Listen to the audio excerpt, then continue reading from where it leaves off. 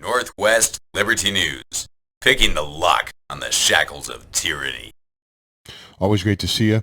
I see you're kind of getting back. It was a tie, and then you kind of went casual. I see you're kind of creeping back up again to maybe no tie. No, probably not, huh? Anyway, that's all right. We're just glad you're here, Darin. Depends on the day. Depends on the day.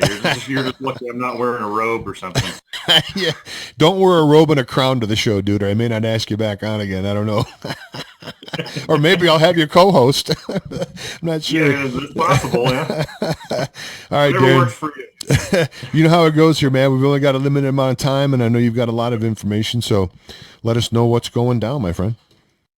Sure. Yeah. Here shortly, I'm heading down to Mississippi and with a Restore Liberty event there, which is something that I'd like to be able to do in Montana too, which is I'm talking to a group of pastors and various people from a 3-state region down there about what it means to rebuild community and have the church lead in that effort. And it is not only the essential mission of the gospel that the church is obviously needs to focus on no matter what, but what community means within that construct too.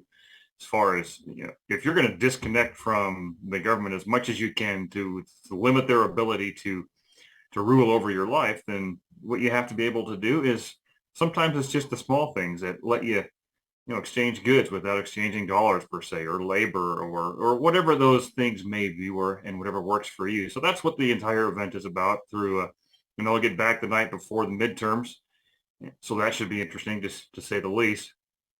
And that's one event going on. The second one is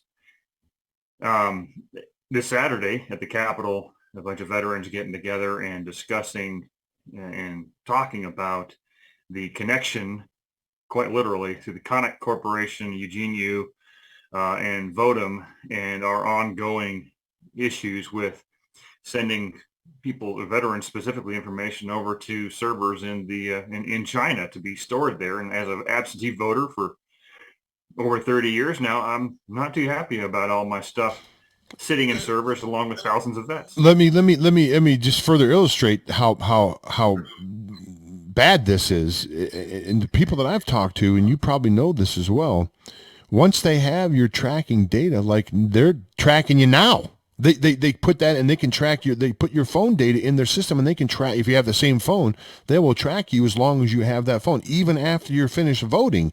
And of course the danger is how many of these generals and people that are doing secret military operations or training sessions and things like that, and I don't even pretend to know all that goes on. You probably do more than me. Anyway, there's locations that you don't want the enemies to know about, right? I mean, obviously, there's probably many. That kind of blows that out of the water, doesn't it?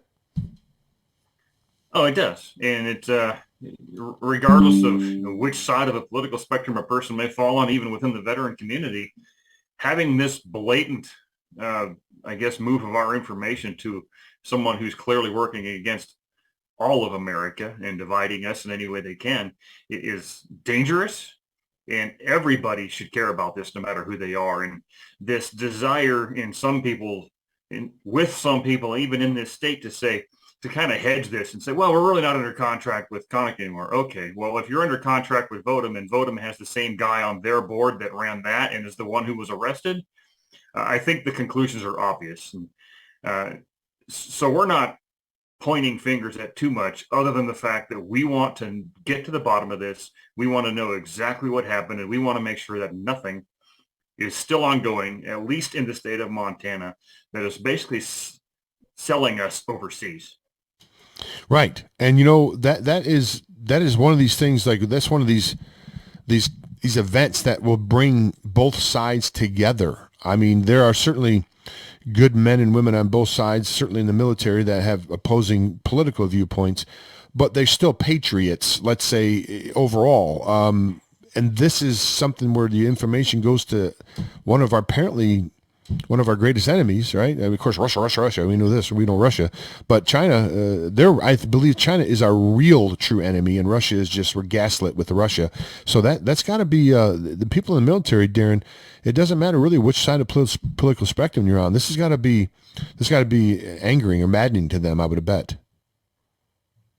I would certainly hope so, and that's what this little gathering is about. It's one of those rallies that we wanted to get done before the midterm elections, happened because we think it's really important that all of the up and coming legislators understand that this is a critical issue to the privacy concerns of every stripe of American who's ever served. And by the way, that's just anybody. That's also, by the way, the absentee voter.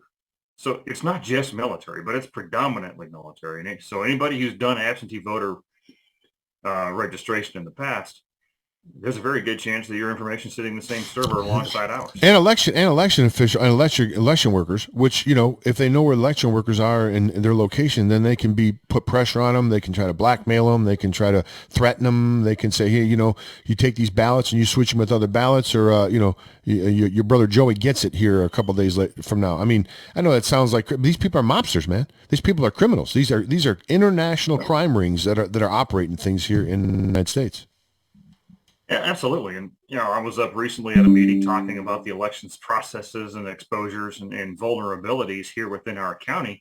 And I had to leave early. And I told people straight up, I said, I'm probably one of the few people in this country, along with people who are working in the same arena as me, that's seen the inside of some of these machines, specifically the ES&S machine. And I know what's in there and I know what it's capable of doing. Now, I'm not a tech guy, but I know a modem. And these things can be switched on without anybody in the building, like here at the Lewis and Clark County Clerk and Recorder Office, even being aware that the thing is on. So until the machines are gone, there will be no trust and faith in elections. And by the way, the chief election denier started out like, people like Hillary Clinton. So let's just remember that this is on both sides of the aisle, and all of them, again, should be concerned. Yeah, what I'm hearing too from the people that I'm interviewing that are doing that kind of work as well, not necessarily with your organizations, but other organizations, is the current Montana leadership has been very dismissive of when they've brought evidence to them and the canvas report and other evidence. They've been very dismissive of them concerning that. Does that concern you? That they're dismissive? I mean, what does that mean to you? I mean, I know you can't get inside somebody's head, but why do you suppose, Darin, that they're so dismissive of this? Why not just get to the bottom of it and alleviate all doubt? Just get rid of all doubt, and then no one's going to have any more questions about it if it's all out in the open. Exactly. And I've mentioned this many times on other platforms too. But it's very simple. Open this up from every angle completely to everybody, every citizen, and show it to us. If you have nothing to hide, you shouldn't be trying to hide something. Don't hide behind nuances of the law that can be read other ways. You should be extremely transparent in this, because this is our election. And if the results were the same, so be it. Right. But I doubt it. Right. And, I think that's what those on the other side don't understand, or maybe they do.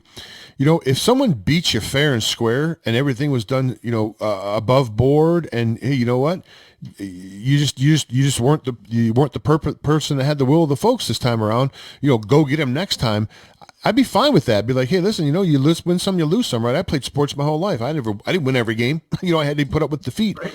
Yeah. But when someone cheated to beat you, yeah, I mean, that needs to be looked into. But you get beat fair and square. That's the deal, right? I mean, I feel the same. Do you feel the same way, Darin? I'm sure the folks you talk to feel the same way. Everybody feels the same way, but we're plagued by the knowledge of knowing that there's a whole lot more to it than that would prove that to not be true. But in the end, yes, I'm willing to lose fair and square, but I also want to win fair and square. And if the loss is on me, then so be it. But we need to have that faith and trust in these systems before anybody will have that level of, again, faith and trust. But I think there's a lot of people who are just happy with the results in many cases, regardless of whether or not they're fair or not. It's irrelevant to them. And I think across this state, the dismissive attitude causes less trust with people. And that's a problem. Now, that should be their main concern, is the principle that is trust, and not trying to parse the these, ands, ors, and thous in the law. Stick to the higher principles, and things will get better. Darin, Gaub, well put. Go ahead and give us out your websites and everything where people can find out more about you. We're just finishing off the meeting here. I've got to try to send Tracy Sharp the meeting for this meeting. So go ahead, if you can, Darin, let us know about your websites and where people can find out more about you.